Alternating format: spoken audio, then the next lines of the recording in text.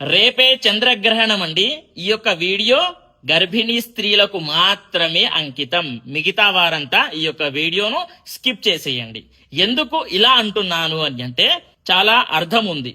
ఆ డౌట్స్ ఎలా ఉన్నాయి అని అంటే గర్భిణీ స్త్రీలు అడిగేటటువంటి డౌట్స్ ఎలా ఉన్నాయంటే అది విని నవ్వాలో ఏడవాలో కూడా అర్థం అవ్వట్లేదు. ఎందుకు అని అంటే ఏం అడుగుతున్నారు అని అంటే కూర్చోవాలా, నిల్చోవాలా, పడుకోవాలా, ఏం చెయ్యాలి, అసలు వాష్రూమ్ కి వెళ్ళాలా వద్దా అని చెప్పేసి కూడా అడుగుతున్నారు. చూడండి, నేను ఒకటే చెప్తాను, వాష్రూమ్ కి వెళ్ళండి, తప్పేమీ లేదు. కూర్చోండి, నిల్చోండి, పడుకోండి, తప్పేమీ ఉండదు. మీరు ఏం చేయకూడదు అని అంటే ఆ గ్రహణ సమయంలో తినకూడదు. మెయిన్ అన్నమాట. తినకుండా అలానే ఉండాలి, పాటించాలి ఖచ్చితంగా.